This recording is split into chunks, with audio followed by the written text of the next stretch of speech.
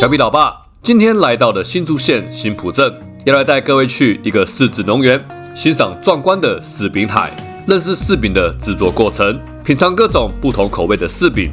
在新埔老街后面的小山坡有一个日本公园，在那里登高望远，眺望整个新埔镇的街景。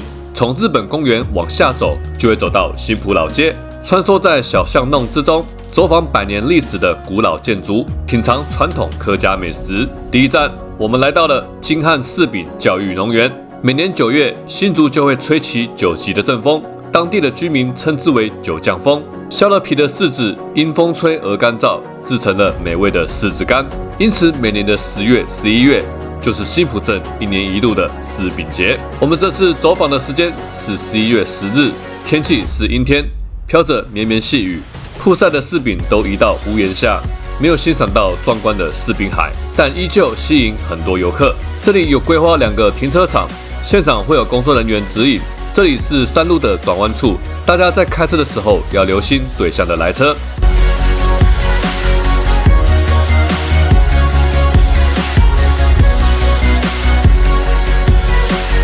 金汉柿饼教育农园进场不用门票，也不用停车费。一进来园区，就会先看到满满曝晒中的柿饼。虽然因为天气的关系，没有看到满山满谷的柿饼海，但这样的画面对不常看到柿饼的我们来说非常壮观。园区为了迎接小朋友的到来，还规划了荡秋千的游玩区。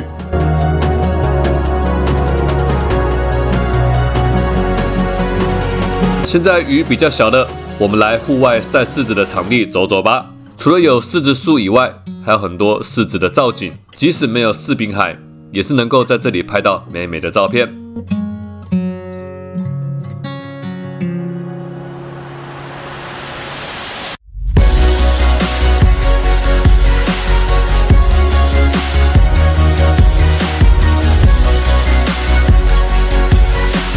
我们现在站在一个拍照的平台上，如果现在有柿饼海的话，跟三合院拍在一起，会是一个很美丽的画面。现在我们来去2楼，这里可以体验 DIY 柿染提袋，现场还有柿饼的解说，认识晒柿的文化。在听完解说之后，才发现到原来柿饼依据柿饼里的含水量，可以分成好多种类。那我们赶快来1楼这里买个柿饼来吃吃看吧。1楼的贩卖部除了有卖柿饼，还有客家麻糬、洛神花蜜饯、各种农家菜。含水量最多的是爆浆柿饼，含水量最少的是柿干。柿干外表上会有白色的粉末状颗粒，那不是发霉，而是果肉内的葡萄糖外溢到表面产生的结晶体柿霜。讲到柿饼的含水量，我们就想到了一个问题：含水量少的柿干是不是就不好咬了呢？我们这次旅程每种柿饼都有买来吃吃看。爆浆柿饼可以明显感受到果肉特别湿润，柿干的话，虽然果肉的水分比较少，但口感也是偏软，不会很难咬。现场没有提供试吃，如果你只打算吃一种柿饼的话，我会推荐爆浆柿饼，多汁又好入口。有没有冰冰的？是冰的吗？都是湿的哎。你学校吃的是干的，对不对？我觉得喜欢这个，学校是圆的圆的。它这什么脸？贵点。柿饼好不好吃？1楼的贩卖部除了可以买柿子，还可以体验削柿子。在品尝完美味的柿饼后，我们要来带各位去一个秘境散散步。新竹县新埔镇到了柿饼节，老街上聚集了很多游客。我们现在要去的是一个人烟稀少又可以欣赏风景的秘密基地——日本公园。导航新埔资源回收站，因为日本公园附近都是住宅，不方便停车，我们将车停放在汉坑路20巷的路边。从这里出发，走400公尺就会到日本公园。前往日本公园的路线很简单，沿着汉坑路20巷的人行道一直走，走到底就会看到日本公园的入口。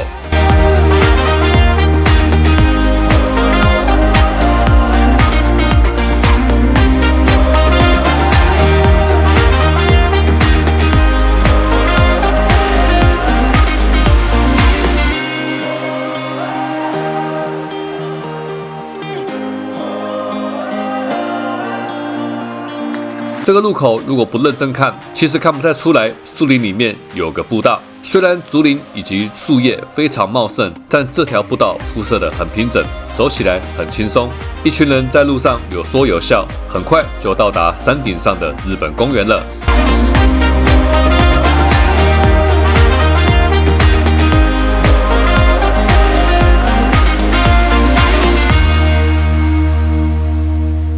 关于日本公园这个名称的由来，有很多种说法。有人说这个公园在日据时代就存在了，也有人说到了过年，山顶上会开满樱花，像来到了日本。我们这次没有看到樱花，但也看到了美丽的风景。站在山顶上的公园，可以鸟瞰整个新浦镇街景。这里没有溜滑梯或荡秋千，但有个小草原，让小朋友在这里奔跑。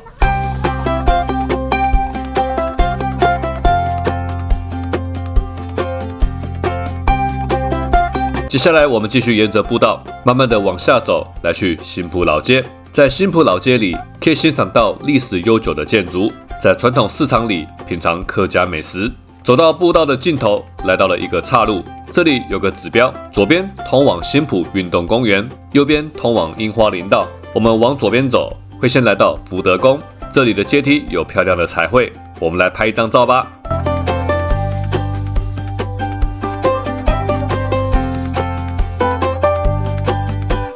继续沿着小巷弄往下走，会先来到中正路。新浦老街重要的商业活动集中在中正路跟和平街上，传统市场就在这两条路的中间。走在中正路上，可以看到一些古老的建筑。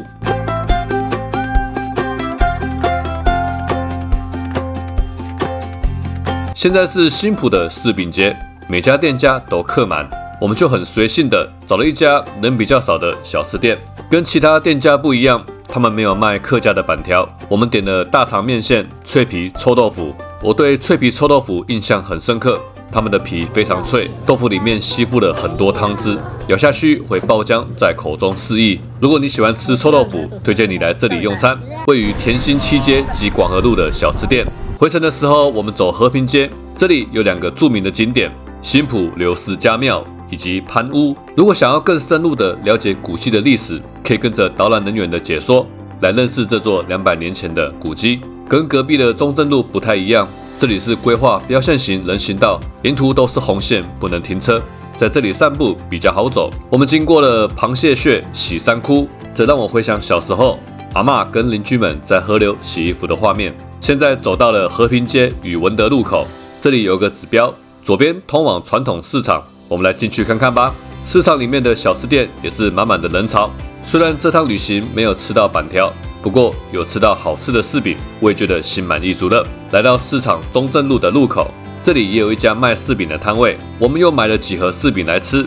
这趟旅程从日本公园到新浦老街，距离500公尺，非常的近，是个可以欣赏风景又可以践行吃美食的景点。推荐大家来新竹县新浦镇品尝美味的柿饼。下个礼拜我们再一起出来玩吧。调皮老爸，祝你有个开心的一天。